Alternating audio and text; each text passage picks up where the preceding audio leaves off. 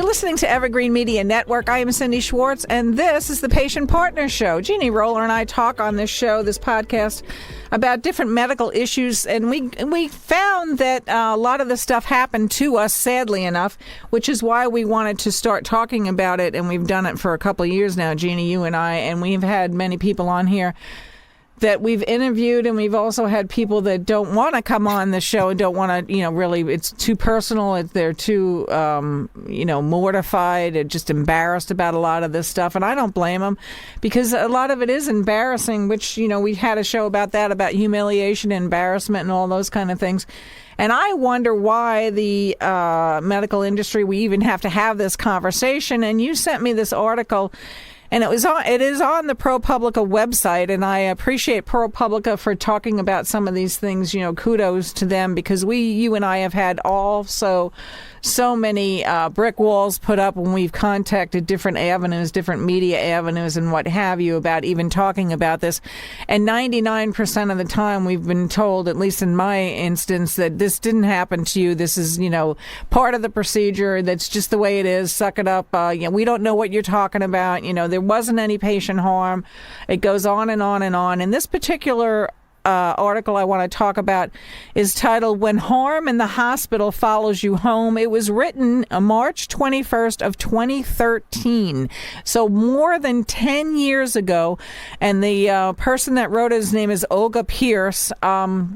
Very good article where they interviewed Dr. Gerald Monk. He's in San Diego University out in California, who specializes in dealing with the aftermath of patient harm for both patients and providers. So we have to remember, it is also the providers too. While we don't want to make anybody the bad guy, some people are just in situations. I know that was my instance at the Orlando hospital where I was. I had several nurses come up to me and tell me they knew what was going on with the certain surgery operation atmosphere, that a lot of it was about money. It was not about patient care. And, they were trying to do some things about it. Why they stayed working there, they really didn't give me an answer. I remember that. It was a couple of years ago. And I feel sorry for them, too, if they want to be in the healthcare arena. So one of the things that Dr. Monk does say is, please seek help from a mental health medical professional.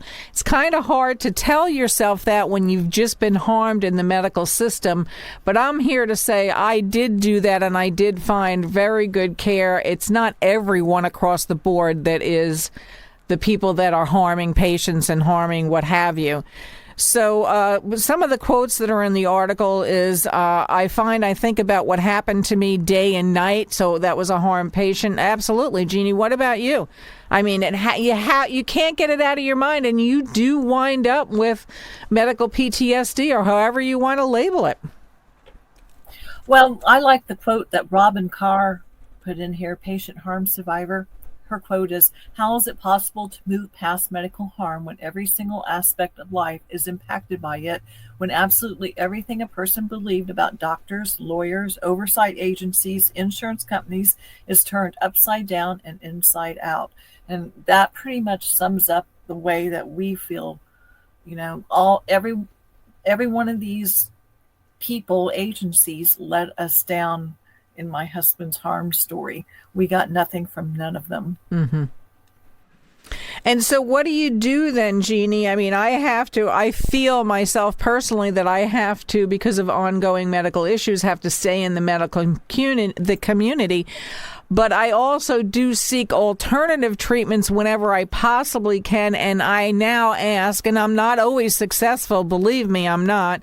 I ask 100 questions, for each little thing. Sometimes I drive people crazy asking too many questions, because I don't want to be harmed again, but sometimes I'm still almost in that situation. And my reaction to it is I got up and left. I personally got up and left and said, you know what? This is not working for me. I'm not going to get myself backed into a corner again like I did when this originally happened to me. And it isn't about control, because some people have said that to me. Oh, well, do you feel you have to be in control? And I said, that isn't it at all. I don't really know that much about the medical industry. Now I know too much. I'm sorry that I ever had to learn this stuff. But it's more about being safe and feeling secure. And it's the trust aspect. I mean, you're totally right in that quote that you mentioned. It's crazy that you can't trust what's going on. But you and I had a conversation before we went on the air. I just went into a medical appointment, and the person, interviewing me wasn't a nurse, just one of the, techs or whatever. And I don't want to keep beating up on these people because there's some really great ones out there. Left the door open. Everybody in the hallway could hear what I, was talking about. Asked me how much I weighed. I told her. She said, well, that's not a valid source. So I said, well, you have a scale right here. Why don't you weigh me? Oh, no, that's good. We'll just take what you said. I'm like, this doesn't even make sense that this is adequate care. And then you go on to say, like Dr. Monk says in the article, a patient who is denied validation for their medical injury is betrayed by the medical system. And we've learned to trust that system. And it's a shocking experience to realize that everyone has thought about trusting this authority is suddenly wrong. I'm sorry, that was a quote by Garrick Santogia, if I say that name right. It's a very interesting article because it does address that it's valid. We're not making this up. I mean, you didn't go, and you and your husband didn't go to the hospital one day and say, oh, well, I don't have anything better to do. Let's start nitpicking what's going on. When you're in the middle of this, you can't even fathom that this stuff is happening to you and no one is listening to you. And literally, what do? I mean, some people have tried to leave, right? We've had people that have said, I tried to. Some people don't realize that really that this isn't part of what it should be for that particular procedure. And again, we're not doctors, we're not lawyers. But I keep going back to, if you can find a medical professional, a medical system that does not operate that way and has success for the way they are doing that procedure, why isn't that being done across the board? And I'm not talking about things that are so highly skilled that there are only, 5 doctors in the world, and being a little facetious, that can actually perform that type of surgery. We're talking about routine procedures in a lot of these instances. You don't need to be stripped totally naked all the time. You don't need to be not told different things that are going to happen so you can actually make an informed consent. It's crazy. You experience flashbacks, and survivors have very real PTSD symptoms. You and I both know that, including avoidance, difficulty sleeping, and etc. Right. And you think about it day and night. That's what you do. Yep. Yeah, and I wanted to interject in, for my husband and I, it is about control for us because he was also medically assaulted. They took away his right to decide his treatment.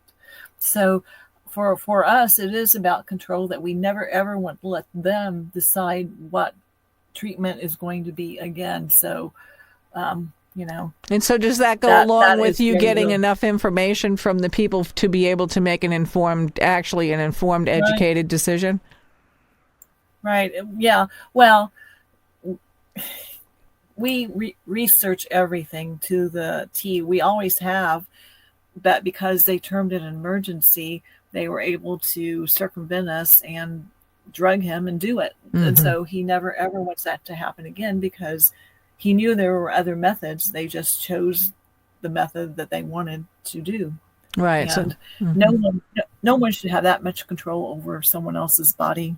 Well, there's the trust aspect there, too. I mean, you go in there naively, you as the patient or whatever, naively, and you trust that they are doing the right thing by you. I mean, and it's sad, again, for the people that are doing the right thing, because now you've got more and more and more and more instances of this happening. Sadly, like I said, this is 10 years ago, this article, over 10 years ago, and we're talking about it even more so now in 2023, that it's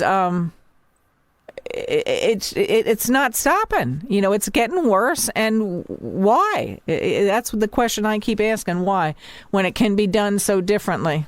Is it because of the bottom line is the dollar sign? Is it because of what insurance you have and those kind of things? It's mind-boggling, Jeannie. Anyway, got a couple of seconds left, so I want to say, listeners, thank you for listening to this, and we try to help. And if you have any questions, too, we try to address those. So stay tuned to Evergreen Media Network.